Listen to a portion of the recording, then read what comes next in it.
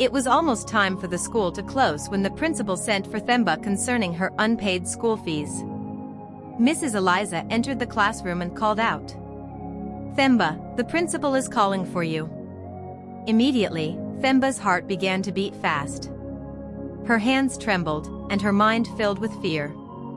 Slowly, she stood up and asked for permission to leave the class.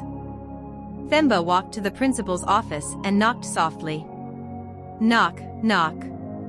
"Yes, come in," the principal replied. She entered quietly and said, "Sir, you called for me?"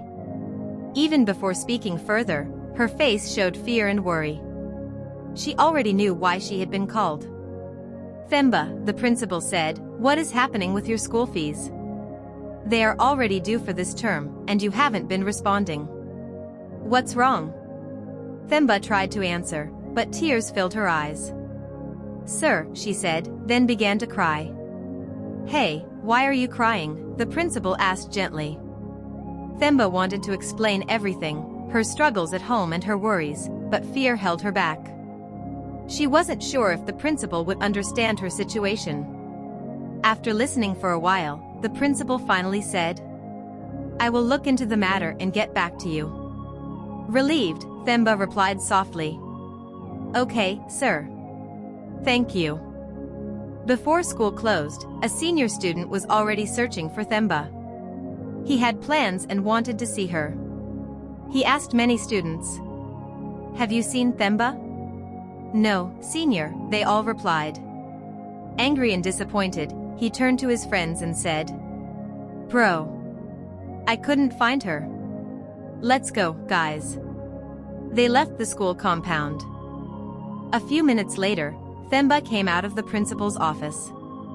The school compound was almost empty.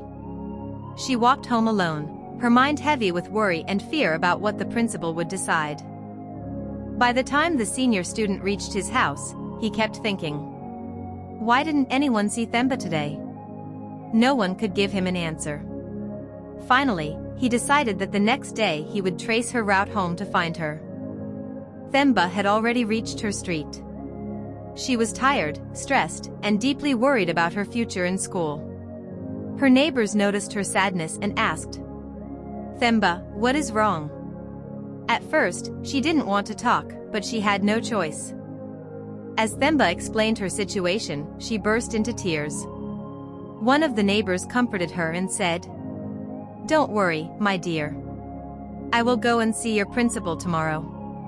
Another added with concern, "Why would your father leave you without proper care?"